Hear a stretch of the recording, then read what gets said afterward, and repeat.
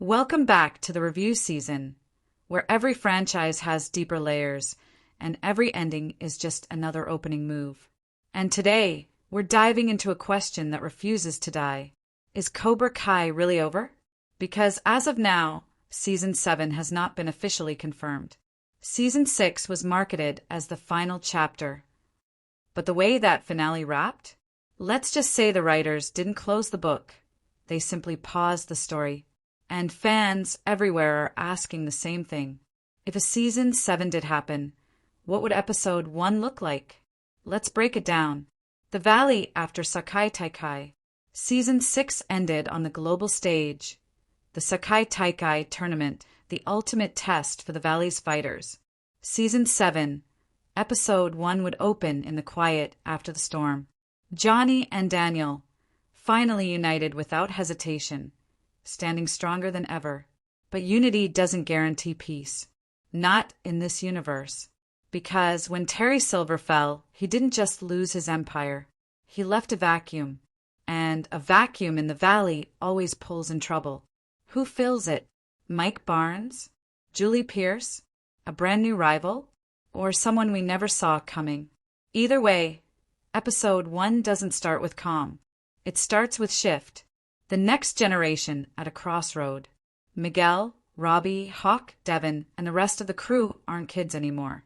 They're young adults trying to figure out where karate fits into real life. Some, like Miguel or Robbie, might be on the edge of international competition. Others might be struggling with futures that have nothing to do with dojos or tournaments.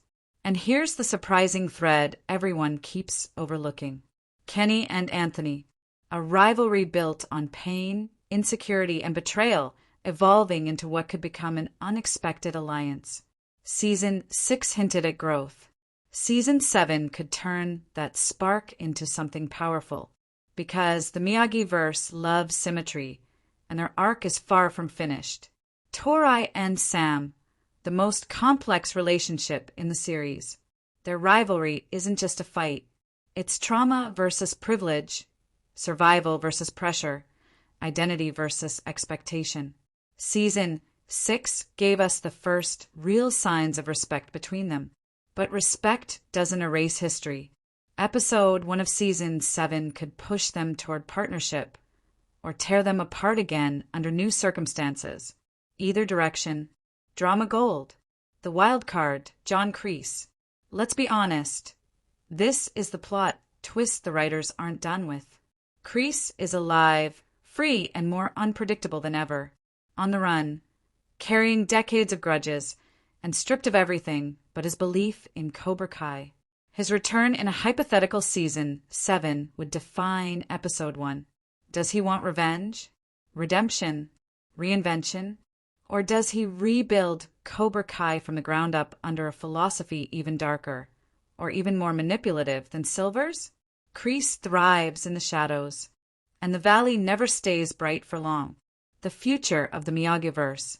If Netflix ever revived the series, they'd almost certainly shift the focus. A new generation of fighters, legacy characters becoming mentors, a Valley rebuilt and threatened again. A time jump? Very possible. A brand new villain rising? Almost inevitable. A Cobra Kai spin-off expanding the Miyagi-verse beyond the Valley? That feels like the real endgame, because the fan demand isn't slowing down. It's accelerating. Final word. While Season 7 remains uncertain, one thing is clear. Cobra Kai isn't gone. Not from fans' hearts, not from pop culture, and not from the conversations happening right now. Whether through a sequel, a spin-off, or a revival, the legacy of Cobra Kai is far from finished. And when the Valley rises again, the review season will be right here, breaking every twist wide open. Stay sharp. Stay curious. This is the review season, and we'll see you in the next one.